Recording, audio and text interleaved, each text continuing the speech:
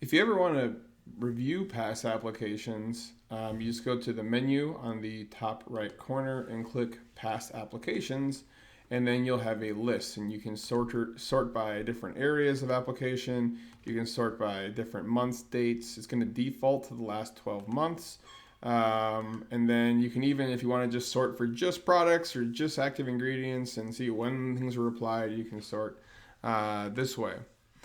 If you are trying to view the application, you can click the view button and it will reload that spray sheet. So when you close it, it doesn't delete it. It still it sits in our system. And again, that opens in a new tab. And you can delete the application if you didn't make the application. And so it would go away. And so would you like to credit the product back to this application? Yes or no? So this is an inventory question. If you didn't make the application, you don't want your inventory to be reflected that the application didn't happen. And so you would say, yes, I want to credit the product back. Or you might not care, and then you'd say no, and then it would still account for that product being applied, even though you don't want to track it in Greenkeeper anymore. If you want to edit a future application or the day of an application, you can push copy, or you can, instead of saying copy here, it's going to say edit.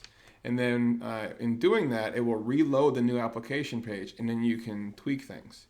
If the application has happened in the past, like in this example, it happened on the 11th of March and today's the 15th, then it's going to only allow me to copy it. And that's because of like the legal side of things. Like you shouldn't be really editing records after the fact. But if you did have a mistake and you need to fix it, one thing you can do is push copy and then change the date to what it was supposed to be, tweak what you need to tweak, and then push save and then delete this old application.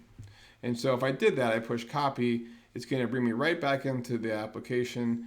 But now it did change to today's date. So this is really nice. If you're using the same application over and over, like maybe you're putting down a wedding agent every single month and it goes out by itself. You know, you don't need to sit there and figure out, okay, what rate do I want? You just copy it over and over. So you find the wedding agent application, push copy, change the date if you need to, otherwise it will default to today. Push finalize application, and then away you'll go. The last thing that we'll see on the past applications page is the ability to add GPS sprayer maps. And so we'll talk about this in another feature, but if you have a GPS sprayer that can output a KML file, then that file can be added and uploaded right into Greenkeeper and linked to the application for record keeping. The newer feature that I wanted to show is this application summary page. And this page has some of the flavors of the newer version of Greenkeeper. And so right now we only have one application in this calendar year. But if I wanted to see it in higher detail, I can sort and by the number of products that were applied. So we applied 3 products in this application. Again, sort by number of applications on this day, which is just one. We only made one app to our greens. Or I can even look at the costs. And so this application costs $781. Again, if I click the application name, it gives me a better breakdown of everything in the application, the dates, the applicator, the rates I used, the amount of product that was applied, the cost, what the weather condition was like, and what the sprayer setup was. So we get all that information right there. You're going to notice it says things down here related to the nozzle setup and the pressure and the engine RPM. Again, when you use Greenkeeper Premium, if you go to the Manage Sprayer page, you can add this extra information in here. It's not required, but if you want it in there for your reporting, that's more information that Greenkeeper can store for you. So I've switched now into a different demo course that I have where I made a spray schedule for this golf course based on and kind of thinking if I'm growing grass in the Great Lakes part of the United States.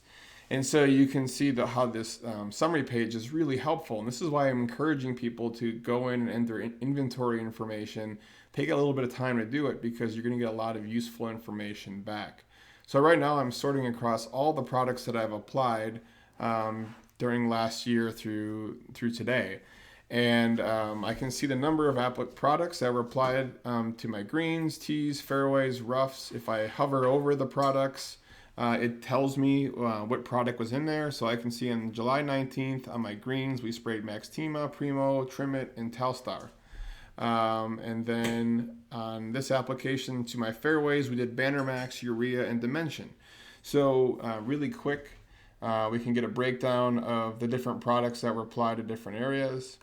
We can look at the total number of applications. So I made 25 greens apps. I did 17 tee apps, 3 rough apps, and 3 fairway apps. And if I expand this, I can then see all those applications. So if we go to our greens, there are all my applications there that I can sort from. So if you're making an application, it is nice to give it a name besides just leaving it blank, because then when you look at the summary page, you can kind of get to remember like, oh yeah, that's my wetting agent, and then see, yep, I did Revolution with some Gary's green plus iron in the application. The really cool thing is on the cost side too. If you go look in this fake scenario with kind of round pricing, we did about $21,000 on our greens application, $6,000 on our tees, $2,500 on our rough, and $12,000 on our fairways. You can see the fairways are obviously the most expensive because they're big areas. And then kind of this pie graph to show where all our money is going. And again, if we expand that, we can now see all those applications and then the prices next to them. So, okay, well, this is an expensive app. Oh yeah, well, we had a lot of different disease control products in it, and that's why that one was so expensive. Or, a snow mold application that might have 3 active ingredients is pretty expensive. So we can kind of see, why it's nice to give names. If you don't give it a name, you're just going to see application. And so then you're like, well, what was in this? And then you have to open it up and see, oh yeah, it was a PGR application. So the application summary page is really pretty nice. You'll see coming soon on the top. So this is summarizing by area. And then other ways that we're going to continue to build this out would be summaries by manufacturer, summaries by individual products. So just different ways to sort the data. And then also, if you look at that summary from last year, especially by manufacturer, that can be really helpful to figure out how much product that you need to buy for early order program in 2021. So if you're already thinking past this season and about buying products for 2022, being good with your inventory in Greenkeeper will allow you to get some visualization of how much product you might need in the future years.